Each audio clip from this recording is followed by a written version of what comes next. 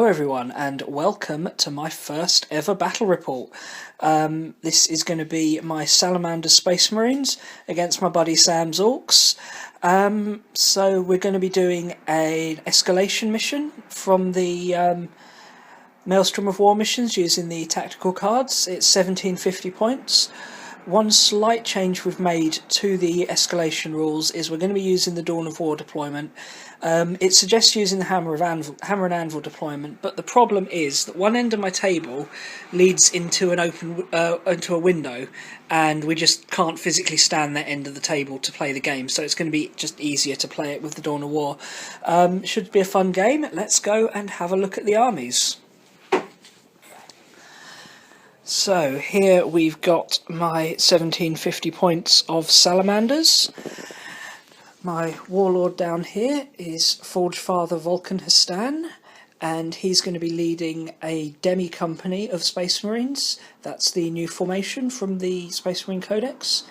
He's got a command squad with 4 flamethrowers and an apothecary. They've then got a rhino. Then there's 3 tactical squads. First one has a flamer, combi flamer, and a heavy bolter. They've got a rhino. Then the second squad is just 5 guys with no upgrades, and they've got a razorback with a twin-link las cannon. Third and final tactical squad has a sergeant with a combi melter. There's also a melter gun and a multi-melter. And they've got a drop pod looking to take advantage of the alpha strike and use Vulcan's special rules to help the melter guns do some real damage. Then I've got the twins here, a pair of dreadnoughts, both with multi-melters and extra armour. Panning over this side, we've got the Devastators. You may remember those from the Devastator Tactics video, so hopefully going to be able to make use of what I was talking about there. Pair of land speeders with multi-melters and heavy flamers. And then in addition to the demi company, I've also got a small combined arms detachment for the rest of my army, led by my librarian. He's going to be using the pyromancy powers, and I rolled up flame breath, molten beam and spontaneous combustion. He's then got 2 scout squads with him.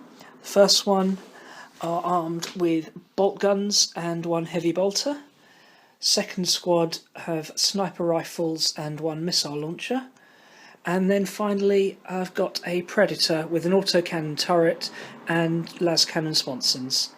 So that's my army. Now I'm going to hand you over to Sam to show you his army. Hello there, this is my 1750 points of Orkz. It's a standard combined arms detachment being led by a Big Mech in Mega Armour, and he's in a squad of 5 Mega Knobs in my custom battle wagon with a kill cannon. For troops, I have 20 Ard boys, so boys in heavy armour with Knob with a Power Claw, and they'll be riding in a standard battle wagon with 2 big shooters. I have 2 units of 10 shooter boys, both with Knob with Power Claw and a big shooter, and they're both in trucks. Over here we have my 10 flash kits. I'm still working on the paint job, getting there slowly but surely. So 10 flash kits in a truck with a Death Dread, bit of filler, and 20 Storm Boys with a Power Claw, and that's 1750. So let's see how we deploy. Right guys, welcome back. Sam won the roll off and chose to deploy first. So over on this side of the board we've got one of his custom trucks that's got the flash kits in.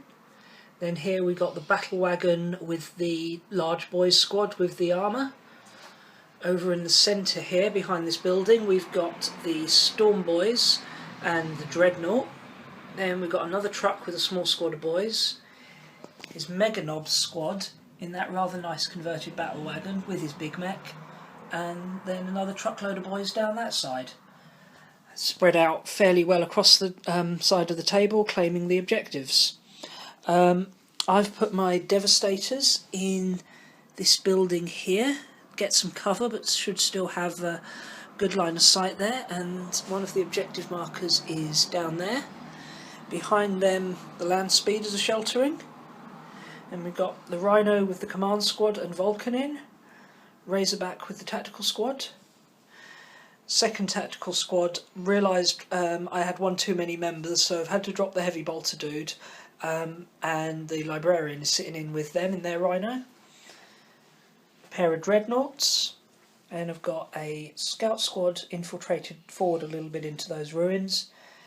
Predators anchoring the flank, and then this group of scouts will be coming in from reserves. They're going to outflank, and I've got a drop pod, and the tactical squad with the melter guns is going in that. So that's the battlefield. Fairly spread out objectives. Got this nice cityscape set up, and there's the my custom Ork hospital in the middle there. But yeah. So Sam's going first, unless I can win the roll-off, as I can steal the initiative. So here we go, stealing the initiative. And that's a 1. I've not stolen the initiative. Sam's going first. Back in a minute. Okay, that's the end of turn 1, and the main thing to note is where there was once a scout squad, there is no longer a scout squad.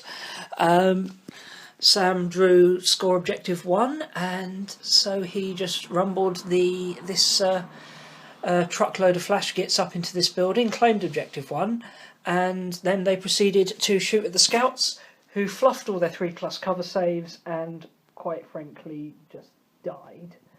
Other than that, there wasn't a great deal. He moved up most of his army. That truck stayed back to sit on objective 2 in case that comes up later. Did a little bit of shooting, managed to put a couple of hull points damage onto this Rhino. Tried to kill the land speeders, and they passed all their 3-up saves. And he also took a hull point from this Rhino here with his the kill cannon on that battle wagon. Actually managed to hit both of these tanks, but the Razorback passed it saved. That Rhino took a penetrating hit and is now crew stunned. So yeah, end of that turn, he's scored 2 points, 1 for first blood and 1 for securing objective 1. We'll be back in a minute with the Space Marines first turn.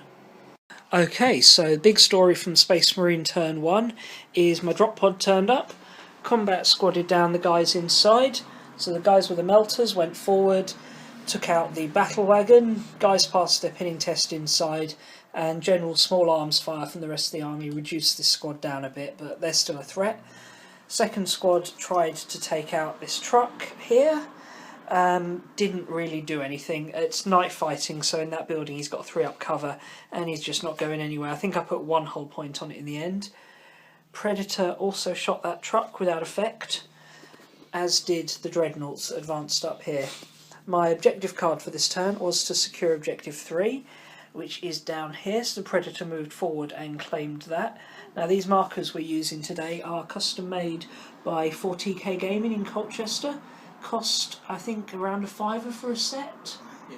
And yeah, they're really good. They're just the right size for what we're doing here. They're nice markers.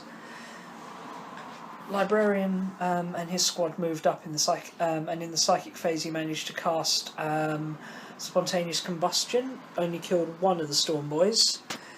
And over here the las cannon Razorback was entirely ineffectual at its target, as was this Rhino and the Devastators. Those 3+ cover saves are really saving the Orks this turn, but they're not going to be able to stay behind walls all game. Land speeders managed to put 1 hull point onto that truck and stun the crew, but other than that, somewhat ineffective. But I did score my objective marker for the turn and take down that battle wagon, so things aren't too bleak. Let's see though, as the Ork assault hits home this turn, what's going to be going on.